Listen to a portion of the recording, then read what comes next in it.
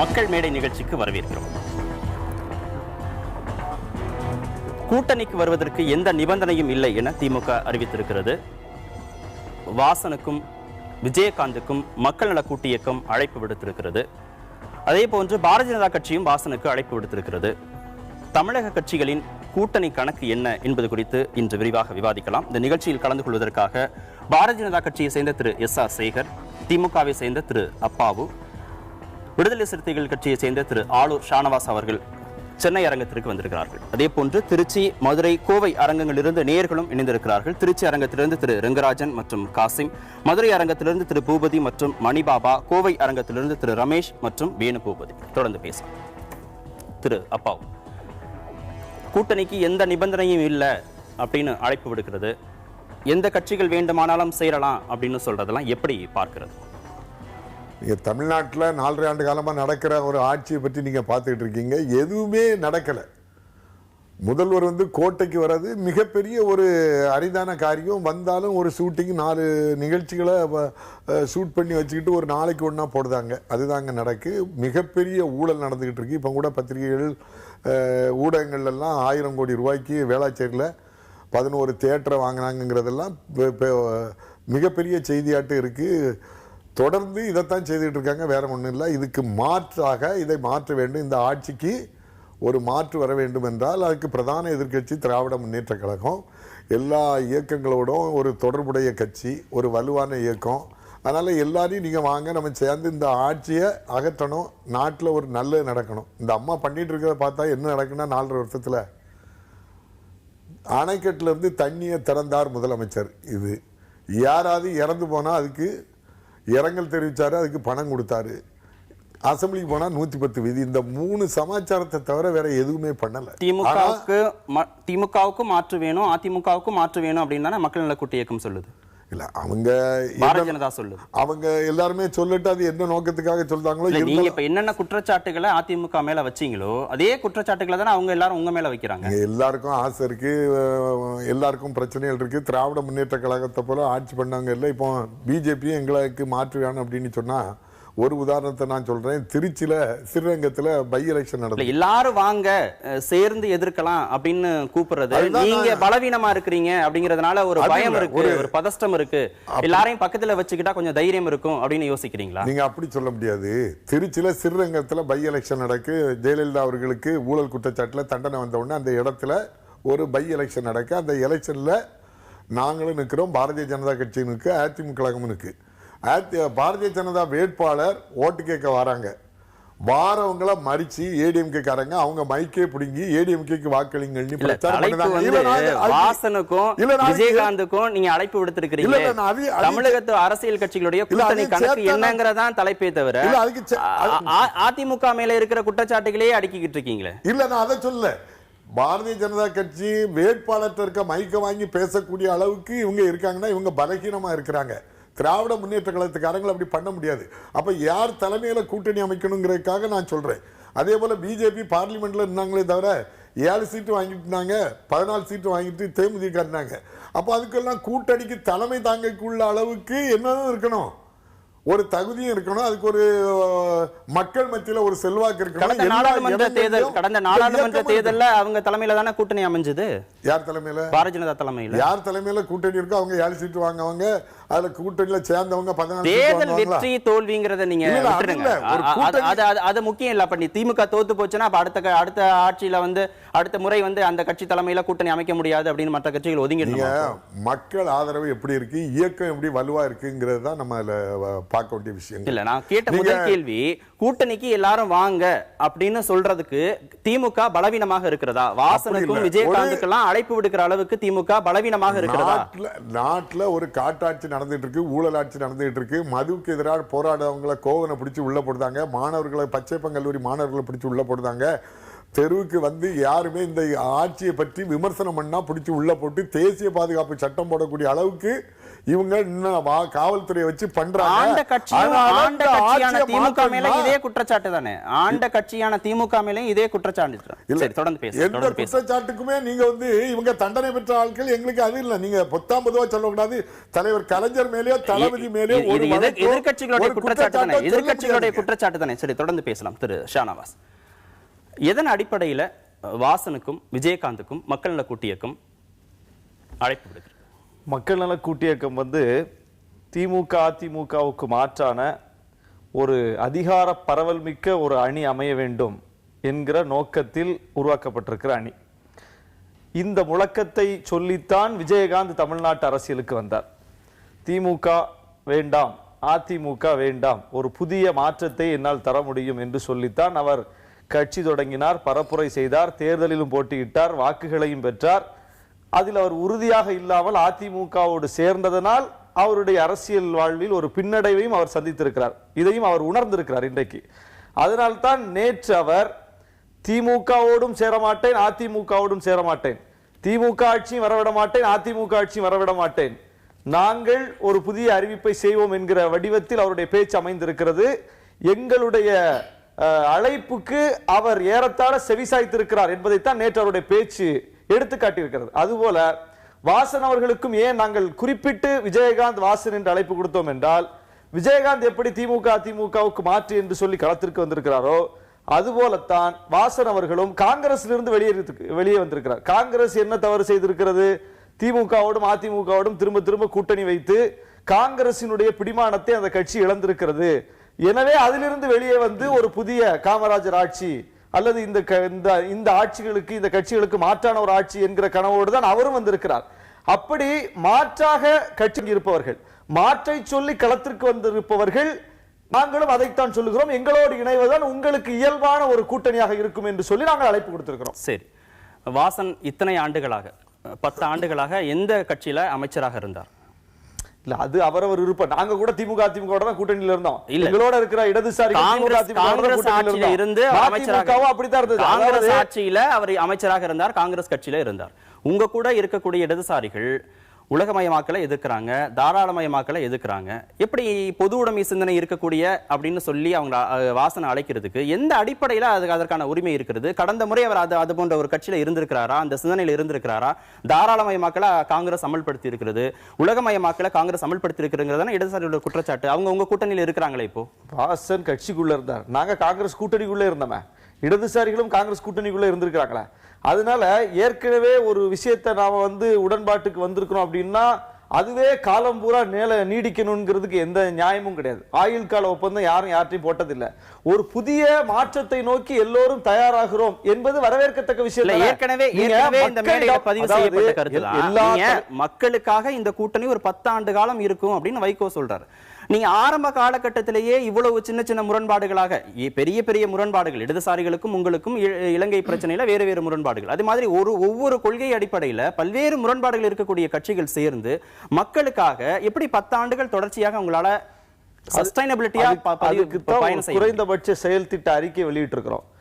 இந்த அணி எதை பேசும், இந்த அணி எதை முன்னிலைப்படுத்தும், இந்த அணிக்கான புரிதல் என்ன, இந்த மாதிரி பிரச்சனைகள்லாம் பிற்காலத்துல வரக்கூடாது என்பதை தவிர்ப்பதற்காக குறைந்தபட்ச செயல் திட்டத்தை எப்ப அறிவிக்கணும்? குறைந்தபட்ச செயல் திட்டத்தை எப்ப அறிவிக்கணும்? எல்லா கட்சிகளும் வந்து சேர்ந்தாச்சு, எல்லா கட்சிகளும் உட்கார்ந்து பேசியாச்சு, எல்லா கட்சிகளோட ஒப்புதலோட தானே நீங்க அதை அறிவிக்கணும். 4 கட்சிகள் சேர்ந்திருக்கிறீங்க, 4 கட்சிகள் அடிப்படையில அவங்களுடைய விருப்பத்தின் அடிப்படையில அதை நீங்க அறிவிக்கிறீங்க.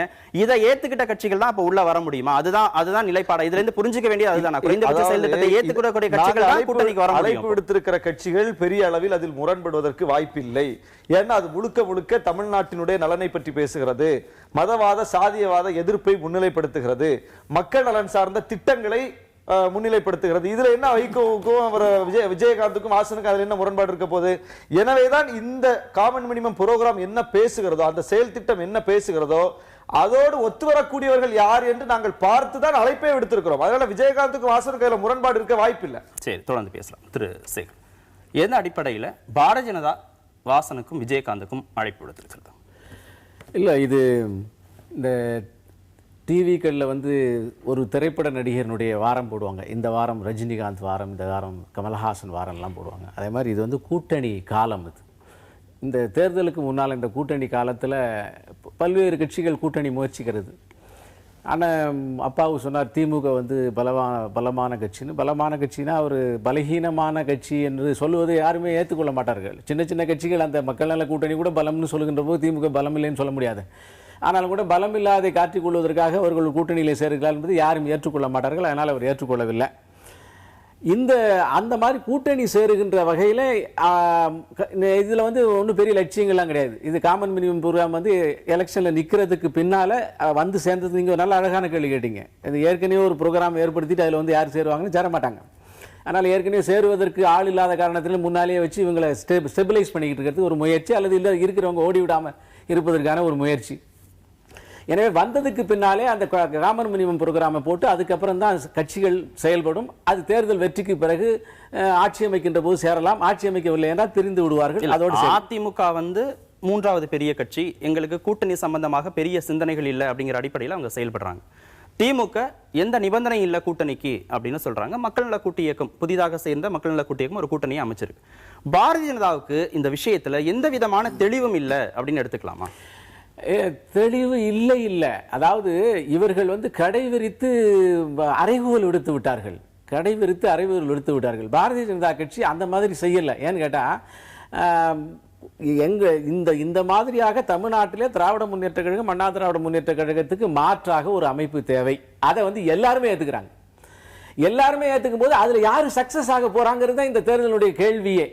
அதனால அதற்கு முன்னால ஒரு வந்து என்ன சொல்லலாம், ஒரு பயிற்சி ஓட்டம் அல்லது ஒரு பகீரத பிரயத்தனம் அல்லது ஒரு போட்டி, அந்த வகையில எந்த அடிப்படையில வாசனுக்கு அழைப்பு விடுக்கப்பட்டிருக்கு? இல்ல, வாசன் வந்து காங்கிரஸ்ல இருந்து வெளியே வந்துட்டார். வாசனை பொறுத்த மட்டும் அவருடைய ஆரிஜின் காங்கிரஸா இருந்தாலும் கூட அவர் 2 முறை காங்கிரசினுடைய தலைமை பிடிக்காமல் அவங்க அப்பா ஒரு தடவை வெளியே வந்தார், இவர் ஒரு தடவை வெளியே வந்திருக்காரு.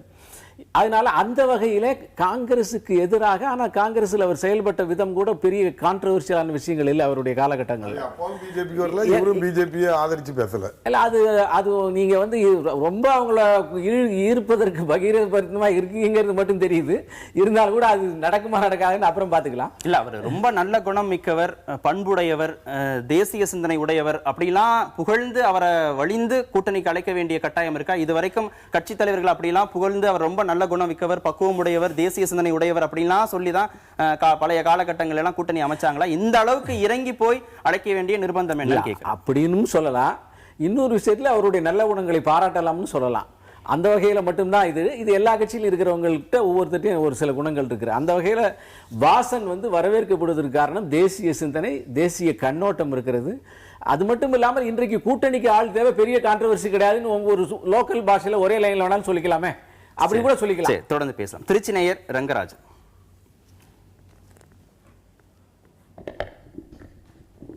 என்னை பொறுத்த வரைக்கும் தேர்தல் வெற்றிக்கு 2 தேவைன்னு நினைக்கிறேன். ஒன்று, மக்களிடம் நல்ல பெயர்.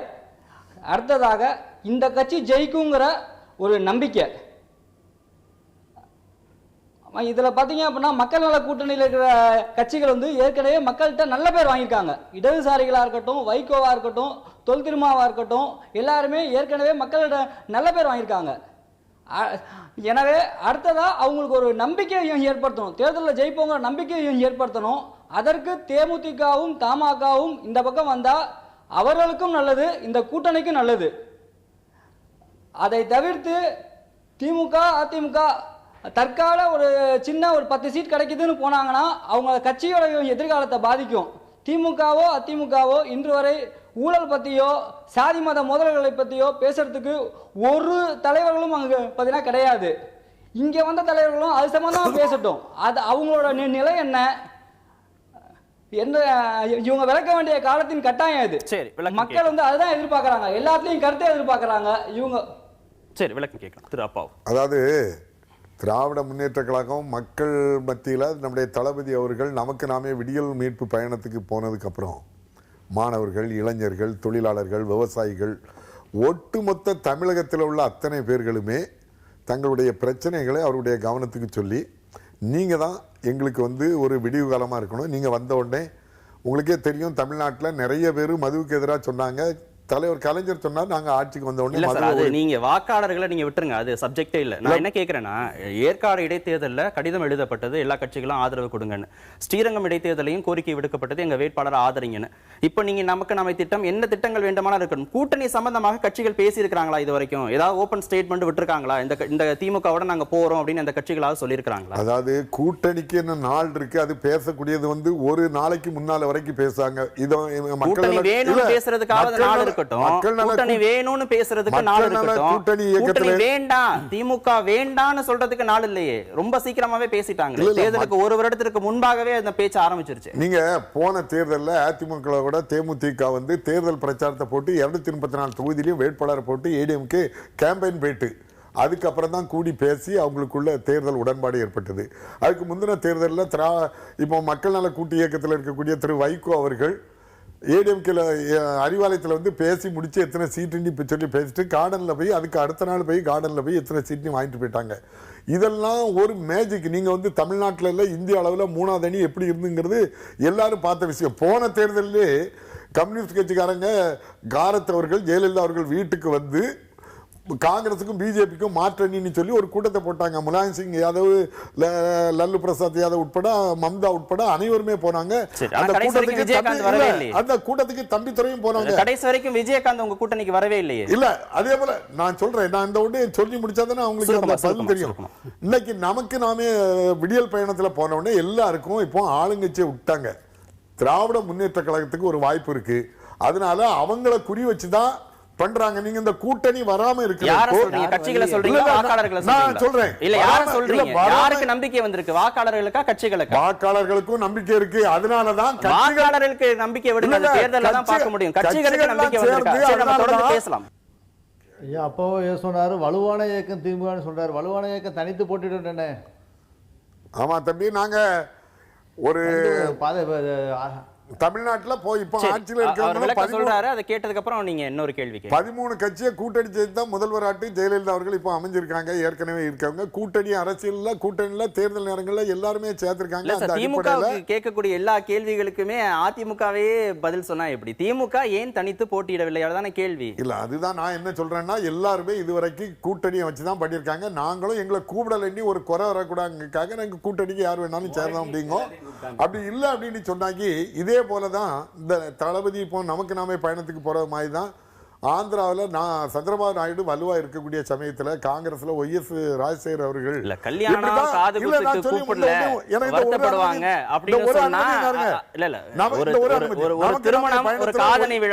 இதுக்கெல்லாம் கூப்பிடல, வருத்தப்படுவாங்க, அப்படிக்காக நாங்க கூப்பிட்டோம் அப்படின்னு நம்ம கூட பேசாம இருக்கிறவங்களை கூப்பிட்டா கூட அதுல தப்பு இல்ல. அப்படி சொன்னா கூட சரி. தேர்தல் அப்படிங்கிறது ஒரு கொள்கை சார்ந்த கூட்டணி எல்லாம் பேசிட்டு கூப்பிடலன்னா தப்பா எடுத்துப்பாங்க, அதனால கூப்பிடுறோம் அப்படின்னு சொல்றது எப்படி சரியா இருக்க முடியும்? ஒரு ஆட்சி நடக்கு, அது ஒரு காட்டாட்சி நடக்கு, ஊழலாட்சி நடக்கு, இதை மாற்றணும்னு தான் எல்லாரும் சொல்றாங்க. சொல்லும்போது திமுக பக்கம் இதுல வர வேண்டிய எந்த அவசியமும் கிடையாது. தளபதி மேல ஒரு வழக்கு இருக்கா, தலைவர் மேல வழக்கு இருக்கா, கட்சியில பல பேர் மேல வழக்குகள் இருந்தாலும் அது விசாரணையில் இருக்கு, அது வேற சமாச்சாரம். நாங்க என்ன கேட்கறது, கூட்டணிக்கு வாங்குங்கிறதுல என்ன குற்றம் பண்ணிட்டோம்? வரல அப்படின்னு சொன்னாலும் ஆந்திராவில் சந்திரபாபு நாயுடு இதே மாதிரி வலுவா இருக்கும்போது தான் ஒய்எஸ் ராஜசேகர் ரெட்டி நமக்கு நாமே பயணம் மாதிரி தளபதி போற மாதிரி போனாரு. அவரெல்லாம் போயது இதே ஏளனமும் கிண்டல் தான் பண்ணாங்க.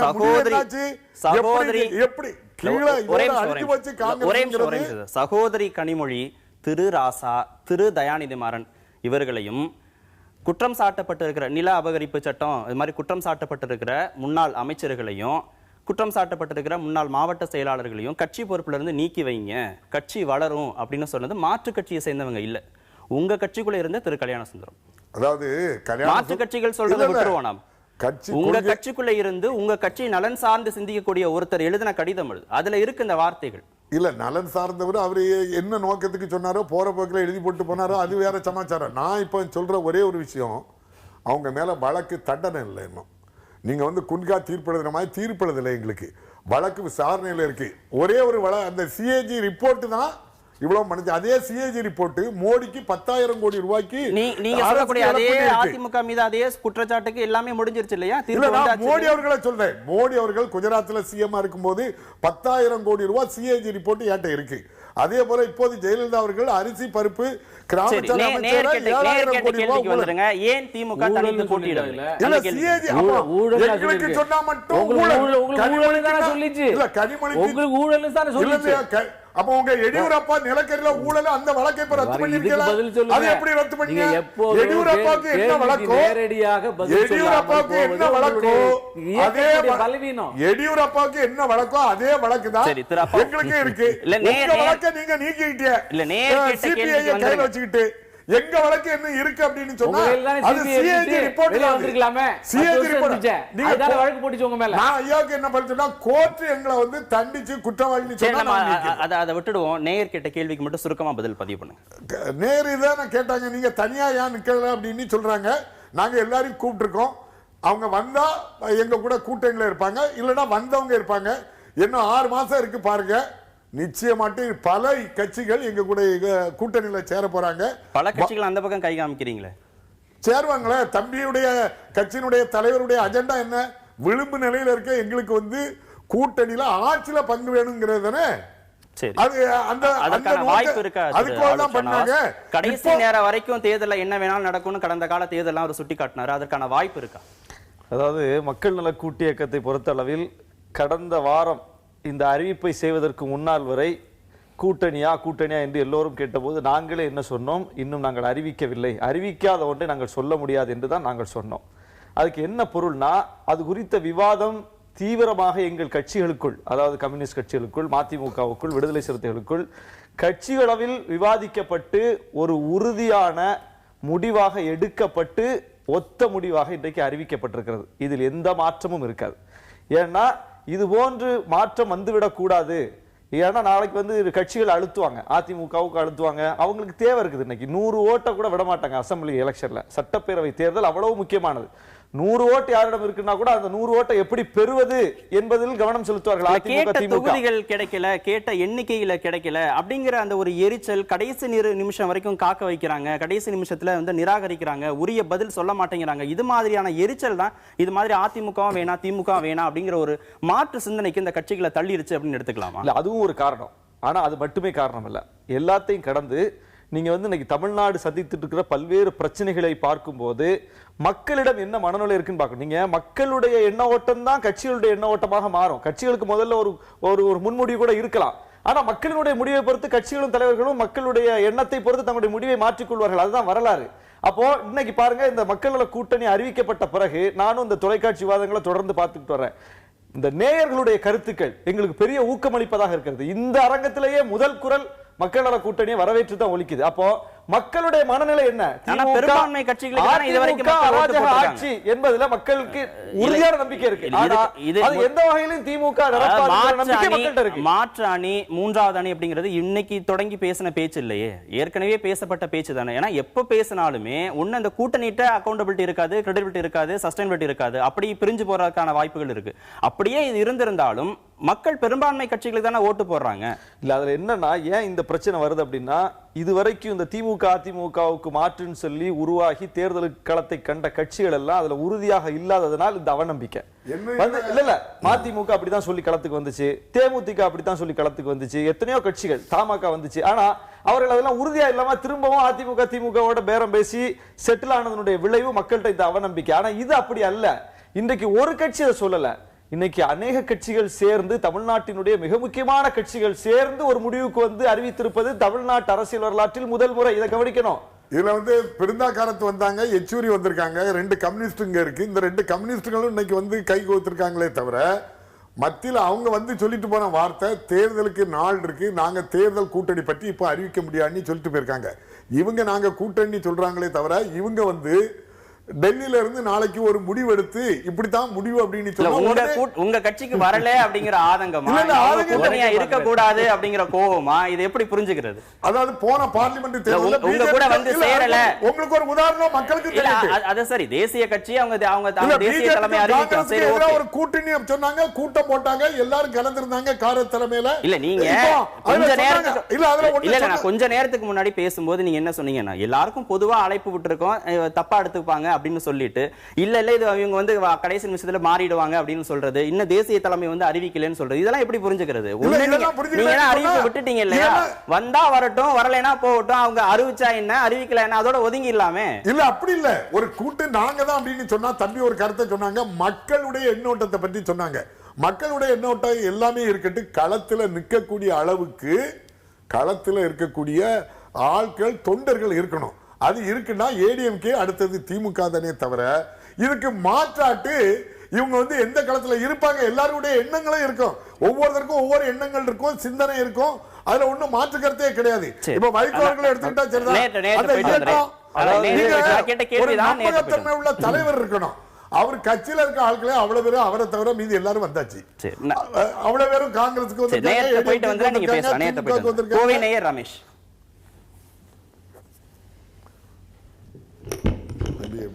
திரு அப்பாவை பார்த்து நான் கேட்குறேன், எல்லாரும் நம்ம தான் கேள்வி நீங்க தொடர்ந்து பேசலாம் ரமேஷ். வர சட்டமன்ற தேர்தலில் திமுக தனித்து போட்டியிடுமா? ஏற்கனவே ஒரு பதில் சொல்லியாச்சு. நிச்சயமாக திராவிட முன்னேற்ற கழகம் நமக்கு நாம எண்ணி சொல்லி, திராவிட முன்னேற்ற கழகம் எந்த இயக்கத்தையும் நம்பி இல்ல.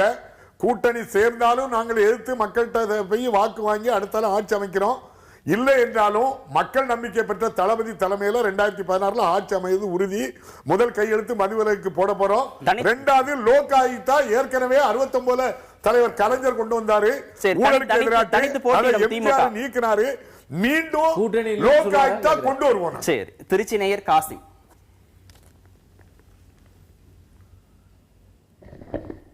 சார் சேகர் சாருக்கு ஒரு கொஸ்டின் சார். ஊழலற்ற மக்கள் இப்ப இன்னைக்கு எதிர்பார்க்கிறது ஊழலற்ற ஆட்சி, நீங்க தொடர்ந்து பேசலாம். மதவாதத்துக்கு எதிரான ஆட்சி சார். அதை வந்து சேகர் சாரால உறுதிமொழி கூட முடியுமா? இல்லை, பாரதிய ஜனதா கட்சியின் மீது எந்த ஊழலும் இல்லை. ஊழல் சொல்வதாக சில குற்றச்சாட்டுகள் சொல்லப்பட்டு இல்லை என்றாச்சு. மதவாதம்னு நீங்க என்ன சொல்றீங்க? மதவாதம்னா என்னன்னு மதவாதம் பேசுபவர்கள் விளக்கினால் பிஜேபி மதவாதமா இல்லையா அப்படிங்கிறது தெரியும். மதவாதம்னு என்ன சொல்றாங்க? அவங்க வந்து மதவாதம்ங்கிறது என்னன்னு விளக்கட்டா அது பிஜேபி அதுக்குள்ள இருக்கா இல்லையாங்கிறது அப்புறம் நீங்களே தெரிஞ்சுக்கோங்க. மாட்டுக்கறி திங்க விடாது, பசுமாட்டுக்கறி சாப்பிடுவதை இந்திய அரசியல் சட்டமே வந்து கூடாதுன்னு சொல்லி பல்வேறு மாநிலங்கள் அதை வந்து நீங்க மாட்டுக்கறியும் காளை மாட்டுக்கறியும் எருது கறியும் சாப்பிடுறது யாருமே தடை பண்ணல, நீங்களா தான் சொல்லிட்டு இருக்கீங்க. அதே மாதிரி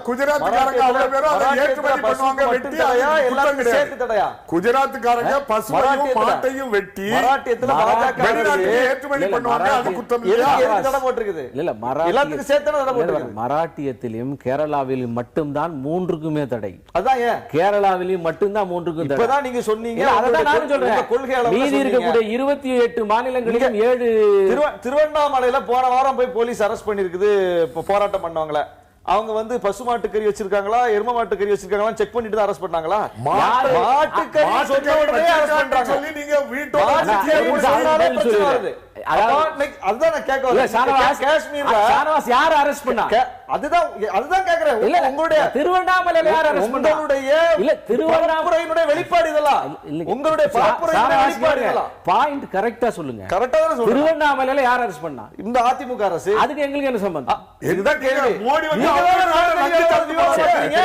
நாடு தழுவிய அளவுல அதை பிரச்சனை ஆக்கிருக்கீங்க இன்னைக்கு.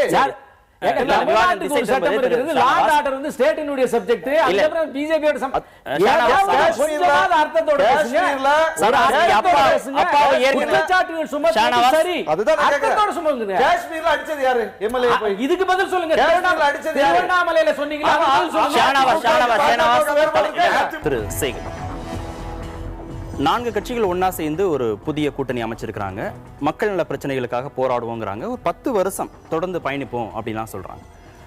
நாடாளுமன்ற தேர்தலில் உங்க தலைமையில தமிழகத்தில் ஒரு பெரிய கூட்டணி அமைஞ்சது. இன்னைக்கு வரைக்கும் சர்ச்சைகளோடும் மாறுபட்ட கருத்துக்களோடுமே அந்த கூட்டணி தொடர்ந்து நீடிச்சிட்டு வருது. இந்த அடிப்படையில் இந்த சூழல்ல வாசனுக்கு எந்த நம்பிக்கையில நீங்க அழைப்பு விடுக்கிறீங்க?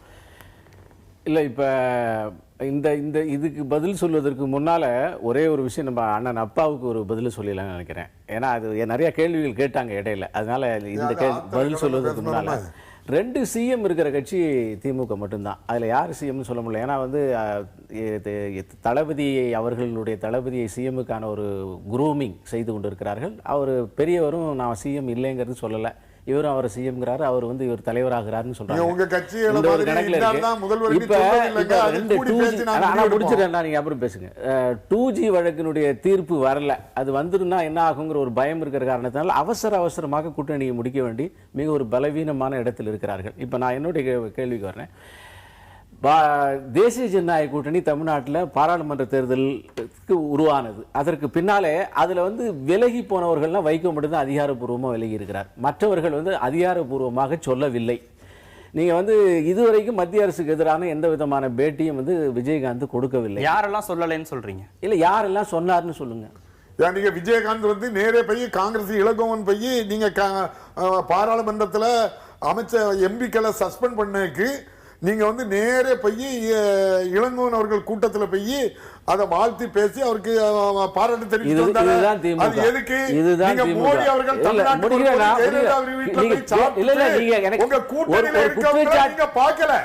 கூட்டணியில இருக்கக்கூடிய விஜயகாந்த் மோடியை பார்க்க சந்தர்ப்பம் கொடுக்கல.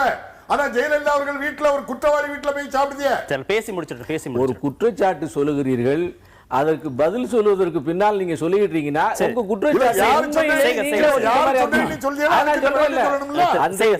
அன்றைய தினம் வந்து காங்கிரசுடைய அலுவலகம் தாக்கப்பட்டது. பாமக தேசிய பாரதிய ஜனதாவோட மட்டுமே, தேசிய தலைமையோட மட்டுமே கூட்டணி, தமிழக பாரதிய ஜனதாவோட கூட்டணி இல்ல அப்படின்னு பாமக சொல்லியாச்சு. முதலமைச்சர் வேட்பாளராக அன்புமணி அறிவிச்சாச்சு, இதை ஏத்துக்கிட்டாதான் கூட்டணி அப்படின்னு சொல்லியாச்சு. விஜயகாந்த் கூட்டணியில இருக்கிறோம் இல்லங்கிறத பத்தின உறுதியான தகவல் இல்ல. சமீபத்துல கூட இவர் சொன்ன மாதிரி கூட்டணியில இல்ல, நான் எந்த கூட்டணியுமே இல்லைன்னு அவர் அறிவிச்சாச்சு. அப்புறம் யாருமே சொல்லல அப்படின்னா எப்படி வர? இப்ப அந்த அவன் அன்னைக்கு EVKS இளங்கோவனை போக பார்த்த சம்பவம் உண்மை. ஆனால் அது கேட்ட விஷயம் வந்து காங்கிரஸ் அலுவலகம் தாக்கப்பட்டதற்கு, ஜெயலலிதாவுடைய அந்த கண்டனத்துக்கு, அதற்கு பேசியதற்கு எதிராக தாக்கப்பட்டது. அதற்கு ஆதரவு அவருக்கு தெரிவிப்பதற்கு தான் போனார். பத்திரிகை செய்தி இல்ல, நான் சொன்னதே நீங்க சொல்லுங்க. பாமக வந்து தேசிய ஜனநாயக கூட்டணியில் இருந்து நாங்கள் விலகி விட்டோம்னு சொல்லல. தமிழகத்திலே உறவு இல்லைன்னு வேணா நீங்க சொன்ன மாதிரி ஏதாவது சொல்லி இருக்கலாம், ஆனால் இல்ல.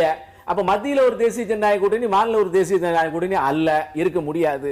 ரெண்டாவது விஷயம், நீங்க முதலமைச்சர் வேட்பாளராக ஏத்துக்குமா?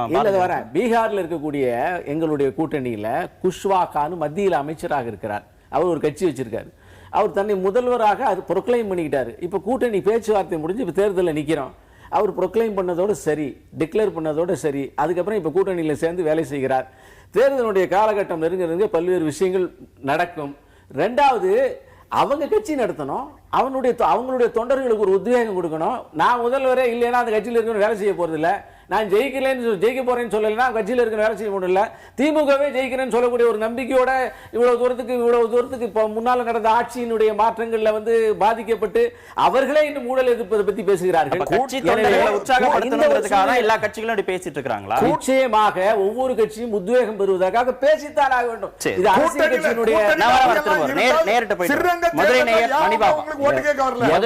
டெபாசிட் எழுந்தீங்க இடைத்தேர்தலில், பல்வேறு டெபாசிட் எழுந்தீங்களா?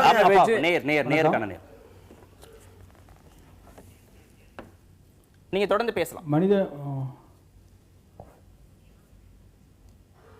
மக்கள் நல கூட்டியக்கம் கூட்டணியாக மாறும் தருவாயில் தமிழ்நாடு முழுவதும் வாக்குச்சாவடி முகவர் கூட இல்லை என்று மனிதநேய மக்கள் கட்சி வெளியேறுது. இந்த நிலையில் வாசனோட தமிழ் மாநில காங்கிரஸ், விஜயகாந்தின் தேசிய முற்போக்கு திராவிட கழகம் போன்ற இயக்கங்களை மக்கள் நல கூட்டியக்கத்தில் இணைப்பதே இது போன்ற வாக்குச்சாவடி முகவர்களை இல்லை என்று சொல்வதை மறுப்பதற்காகவா? சரி, விளக்கம் கேட்கலாம். நல்ல கேள்வி. அதாவது மனிதநேய மக்கள் கட்சியை பொறுத்தளவில் இது கூட்டணி என்று சொல்லி இந்த அமைப்புகள் வந்தவங்க கிடையாது. அவங்க வந்து போராட்ட வடிவமாக இந்த இயக்கம் செயல்படுங்கிற நம்பிக்கையில் அந்த அமைப்புக்குள்ள வந்தாங்க. இது கூட்டணின்னு மாறுறது உடனேயே அவங்க மறுத்துட்டு வெளியேறிட்டாங்க. அது ஒரு காரணம். இந்த செய்தியாளர்கள் சந்திப்பில் போகிற போக்கில் ஒரு கேள்விக்கு அவர் பதில் சொன்னது தான் அந்த முகவர்கள் கூட இல்லை அப்படிங்கிறது. பிற்பாடு அவரே ஒவ்வொரு தலைவருக்கும் தொலைபேசி செய்து தன்னுடைய வருத்தத்தை வெளிப்படுத்தியிருக்காரு, நான் அப்படி பேசியிருக்க வேண்டாம் அப்படின்னு. அப்படின்னா அதில் வந்து அவங்களுக்கே, அந்த சொன்னவருக்கே அதில் வந்து ஒரு உறுதியான கருத்து இல்லை அப்படிங்கிறது அதுல இருந்து தெரியுது. அப்போ முகவர்கள் கூட இல்லாமலா இடதுசாரிகள், மதிமுக, விடுதலை சிறுத்தைகள்லாம் வந்து இந்த அரசியல் களத்துல இவ்வளவு சட்டமன்ற உறுப்பினர்கள் பெற்றிருக்கிறார்கள், நாடாளுமன்ற உறுப்பினர்கள் பெற்றிருக்கிறார்கள், அப்படியெல்லாம் இல்லாம வந்து இந்த கட்சிகள் இயங்க வாய்ப்பே இல்லை. அதனால இதெல்லாம் வந்து ஒரு போகிற போக்கில் சொல்ற குற்றச்சாட்டா தான் நம்ம அதை பார்க்கிறோம். அது ஒரு அடிப்படையற்ற குற்றச்சாட்டு. அதையும் தாண்டி இன்றைக்கு இந்த அணியை வலுப்படுத்துவதற்காக நாம் கொடுத்திருக்கிற அழைப்பு, இங்க வந்து இந்த அணி பலவீனமா இருக்கு அப்படிங்கிறதுக்காக கொடுத்திருக்கிற அழைப்பு இல்ல, அணியை வலுப்படுத்த வேண்டும் பேசுகிறார்கள் என்பதற்காக கொடுத்திருக்க. இடையில அப்பா ஒரு குற்றச்சாட்டை வச்சாரு, எவ்வளவு இருந்தாலும் ஒண்ணு திமுகவுக்கு ஓட்டு போடுவாங்க இல்லைன்னா அதிமுகவுக்கு ஓட்டு போடுவாங்கன்னு ஒரு குற்றச்சாட்டை வச்சாரு. எந்த நம்பிக்கையில இந்த கூட்டணி அமைந்திருக்கிறது? 10% வாக்கு வங்கி கூட முழுமையாக இல்லை. நீங்க வாசனையோ விஜயகாந்தையோ சேர்த்தால் எவ்வளவு சதவீதம் அதிகரிச்சிடும்? எந்த நம்பிக்கையில இந்த கூட்டணி கட்டமைக்கிறது? நாடு தழுவிய அளவில் இன்னைக்கு நம்ம பார்க்கிறோம். குறிப்பா இன்னைக்கு தலைநகர் டெல்லி நமக்கு அதுக்கு பெரிய முன்னுதாரணமா இருக்குது. நேற்று முளைத்த ஒரு கட்சி தான், கட்டமைப்பு கிடையாது, நீங்க சொல்ற மாதிரி எங்கேயுமே பூத் ஏஜென்ட் கூட கிடையாது, பெரிய மலைகள். பாரதிய ஜனதா காங்கிரஸ் இந்த நாட்டை 50 ஆண்டுகளுக்கு மேலாக ஆண்ட கட்சி. பாரதிய ஜனதாவும் வலிமை உள்ள கட்சி, பெரிய கார்பரேட்டுகளுடைய துணை இருக்கிற கட்சி. கார்பரேட்டுகளை எதிர்த்து பொருளாதார பலமும் இல்லாமல் கட்டமைப்பு பலமும் இல்லாமல் இதே அரங்குல இதே விஷயத்தை பேசியிருக்கோம் மட்டுமே வைத்து களத்திற்கு வந்த கட்சி. நீங்க சொன்னதிலேயே பதில் இருக்கு. இதே அரங்குல 2 நாட்களுக்கு முன்னாடி பேசணும். நீங்க 96லயோ 89லயோ இதெல்லாம் பேசி இருந்தால் ஓகே. இன்னைக்கு நீங்க நியூ பொலிட்டிஷியன்ஸ் கிடையாது இல்லையா? இத்தனை ஆண்டு காலம் என்ன செஞ்சிருக்கீங்க, இத்தனை ஆண்டு காலம் உங்களுடைய நடவடிக்கைகள் என்னன்னு எல்லா வாக்காளர்களும் பார்ப்பாங்க. என்ன நடவடிக்கை? எல்லா வாக்காளர்களும் அதை உற்று கவனிச்சிருக்காங்க. நான் கேக்குறேன், நீங்க சொன்ன மாதிரி எந்த விதமான மீதோ வைகோ மீதோ திருமாவளவன் அவர்கள் மீதோ எந்த விதமான குற்றச்சாட்டுக்கும் உள்ளாகாம எந்த விதமான குற்றச்சாட்டுக்கும் உள்ளாகாம ஆம் ஆத்மி ஃப்ரெஷ்ஷா உள்ள வரதை ஏத்துக்கிறதுக்கும் உங்களுடைய கருத்துக்களை ஏத்துக்கிறதுக்கும் வித்தியாசம் இருக்கா இல்லையா? நீ கேக்குறது அரவிந்த் கெஜ்ரிவாலுக்கு இருக்கிற கிளீன் இமேஜுக்கும் இங்க இருக்கிற ஜிஆர் முத்தரசன் வைகோ அவர்கள் திருமாவளவன் அவர்களுக்கு இருக்கிற அந்த கிளீன் இமேஜுக்கு ஏதாவது வேறுபாடு இருக்கான்னு கேக்குறேன். மக்களே சொல்லட்டும். இவர்கள் மேல ஊழல் குற்றச்சாட்டு உண்டா? இவர்கள் தமிழ்நாட்டு இயற்கை வளங்களை சூறையடித்தார்கள் என்று குற்றச்சாட்டு உண்டா?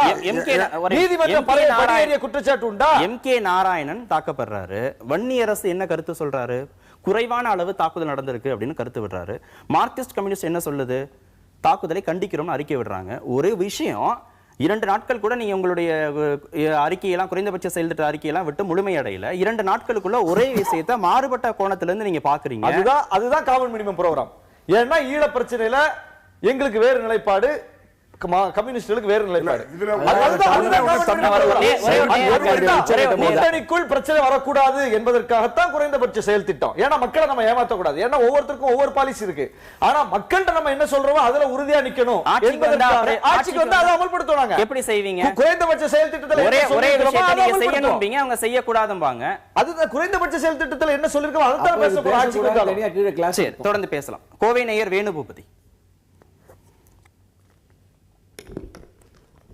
வணக்கம். என்னோட கேள்வி வந்து எஸ்ஆர் சேகர் ஐயா கிட்ட கேட்கணும்னு இருக்கிறேன். நீங்க தொடர்ந்து பேச. தமிழ்நாடு தேர்தல் களத்தில் பார்த்தீங்கன்னா 234க்கு 234ங்கிற கணக்கில் அதிமுக அது வேலையை ஆரம்பிச்சிச்சு. அடுத்தது பார்த்தீங்கன்னா தான் இழந்த எதிர்கட்சிங்கிற அந்த அந்தஸ்தை பெறணுங்கிற அந்த நோக்கத்தில் உங்களுக்கு வந்து கூட்டணிக்கு மற்ற கட்சிகளுக்கு அழைப்பு விடுக்கிற நிலையில் அடுத்த பயணம் ஆரம்பிச்சாச்சு. இன்னொரு பக்கம் மக்கள் நல கூட்டணி. ஆனால் தமிழ்நாட்டில் பார்த்தீங்கன்னா கர்நாடகாவிலேருந்து நமக்கு காவிரி வர்றதுல பிரச்சனை, இந்த பக்கம் கேரளாவில் முல்லை பெரியாறில் பிரச்சனை, கீழே மீனவர்கள் பிரச்சனை, கீழே வந்து சைனாவிலேருந்து பெரிய அச்சுறுத்தல் இருக்கிறதாக சொல்லி இலங்கையில் நம்ம ஒரு பெரிய நட்புறவு நாடுன்னு வச்சிட்ருக்கிறோம். இவ்வளவு தேசிய முக்கியத்துவம் வாய்ந்த பிரச்சனைகள் இருக்கிற இந்த மாநிலம் சம்பந்தப்பட்ட சட்டமன்ற தேர்தல் நடக்குது. அதில் இந்த தேசியத்தை ஆளுகின்ற மரியாதைக்குரிய நரேந்திர மோடி பிரதமராக இருக்கிற இந்த பிஜேபி கட்சி தன்னுடைய நிலைப்பாடு என்னங்கிறதையே தெளிவாக சொல்லாமல் சொன்னாதான் இந்த தமிழ்நாட்டுக்கு ஒரு நல்லது அல்லது விடுவு காலம் பிறக்கிறதுக்கான வாய்ப்பு இருக்கு. ஏன்னா தமிழ்நாடு அடிப்படையில கூட்டணி அமைப்பாங்க கேட்க வருது புரியுது. சரி, விளக்கம் கேட்கலாம். நீங்க சொன்ன அந்த அடிப்படையில விளக்கம். ஆமா, அவங்க கூட்டணியில யார் இருக்காங்கன்னு அவங்க சொல்லணும். சரி, பொதுமக்களுக்கு விளக்கம் சொல்லணும். சரி, விளக்கம்.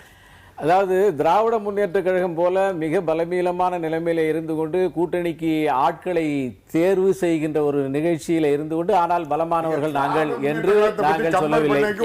அண்ணா திராவிட முன்னேற்ற கழகம் போல மிகப்பெரிய தெம்போடு நாங்கள் எந்த கட்சிகளும் வேண்டாம் என்று நினைக்கவில்லை. இல்ல, மத்தியில ஆட்சியில இருக்கீங்க, தமிழகத்துல நிறைய பிரச்சனைகள் இருக்கு. இதை தீர்ப்பதற்கான நீங்க குறைந்தபட்ச செயல் திட்டத்தோட வர போறீங்களா? அந்த கட்சிகளோட நீங்க கூட்டணி வைக்க போறீங்களா? எதன் அடிப்படையில் அந்த கூட்டணி அமைய போகிறது? எதன் அடிப்படையில் மற்ற கட்சிகளுக்கு நீங்க அழைப்பு விடுக்கிறீங்க? அதான் நேருடைய கேள்வி. அவருடைய கேள்வி நிறைய விஷயங்களை வச்சு சொன்னாரு. அந்த விஷயங்கள் எல்லாம் தமிழகத்திலே ஆட்சிக்கு வந்துகின்ற போது தமிழ்நாடு கட்சியாக என்ன செய்ய முடியுமோ அதை செய்வோம். அதனால அது தனி, அதற்கான பதில். ஆனால் தமிழகத்தை ஆட்சியில பிடிப்பதற்கு முதல்ல 2 விஷயங்கள் நேருக்கு புரிகிற மாதிரி சொல்றேன். 2 விஷயங்கள் சுருக்கமாக. ஒன்று, இயக்கம் வலுவாக இருக்க வேண்டும். 2, இயக்கத்தோடு சேர்ந்து கூட்டணிகளை வலுவான கூட்டணியை உருவாக்க வேண்டும். இயக்கத்தை பொறுத்த மட்டும் நாங்கள் இப்போது 55 லட்சம் உறுப்பினர்களை வைத்து கிட்டத்தட்ட 50,000க்கு மேற்பட்ட பூத்துகளிலே இயக்கத்தை வலுவா வச்சுக்கணும், கூட்டணியை வலுவா வச்சுக்கணுங்கிறதெல்லாமே மக்கள் பிரச்சனைகளை தீர்க்கணுங்கிறதுக்கு தானே. தனியா கட்சியை வளர்க்கணுங்கிறதுக்கு இல்லையே. கூட்டணி அமைப்பது எதற்காக? அரசு அமைப்பதற்காக, மக்களுக்காக தானே. எலெக்ஷன் என்கின்ற போருக்கு முன்னாலே ஆயுதங்கள் அதை பேஸ் பண்ணுகின்ற ஆயுதம் கட்சி. அது வலுவாக இருக்கணும், அதோட கூட்டணி வலுவாக இருக்கணும். இல்ல, அவர் சொன்ன லட்சியங்கள் எல்லாத்தையும் நாங்க ஏற்கனவே அந்த பிரச்சனைகளை தீர்க்காம கூட்டணி அமைக்கிறதுனால, கட்சியை வலுப்படுத்துறதுனால என்ன லாபம் இருக்க முடியும்? மக்களுக்கு என்ன பிரயோஜனம் இருக்க முடியும்? நேருடைய கேள்வி. இல்ல, அவர் சொன்ன கேள்விகளுக்கு, அவர் சொன்ன பிரச்சனைகளுக்கு எங்களுடைய பதில் என்ன என்கின்ற நிலைப்பாடு என்ன என்பதை பல்வேறு இடங்களிலே சொல்லி இருக்கிறோம். அதுல ஒன்றும் மாற்று கருத்துக்கள் இல்லை. ஆனா அதையெல்லாம் செயல்படுத்துவதற்கு ஆட்சி வேண்டும். அந்த ஆட்சிக்கு கட்சி வேண்டும், கட்சிக்கு பலம் வேண்டும். இதுக்கு முன்னாடி அதெல்லாம் சொல்லலையே. இது கடந்த நாடாளுமன்ற தேர்தலில் சொல்லி அதெல்லாம் செய்யலைங்க இல்ல அப்படிங்கறதுனால பிரச்சனை. இதே முன் வச்சுதானே உங்க கூட்டணி கட்சிகள் எல்லாமே வெளியில போயிருக்காங்க. உலக வரலாற்றுல ஒரே ஒரு பதில். உலக வரலாற்றுல தூக்கு தண்டனை போடப்பட்ட, தூக்கு தண்டனை தீர்ப்பு வழங்கப்பட்ட கைதியை வெளிநாட்டில இருந்து எந்த ஒரு அரசாவது, எந்த ஒரு நாடாவது மீட்டு வந்திருக்கிறதா என்ற சரித்திரத்தில் அடுத்த நிகழ்ச்சிக்கு நேரம் ஆயிடுச்சு. தூக்கு தண்டனைக்கு உண்டான கைதிகளை மிக்க நன்றி. நேர்களை மற்றும் நிகழ்ச்சியில் சந்திக்கலாம். நன்றி, வணக்கம்.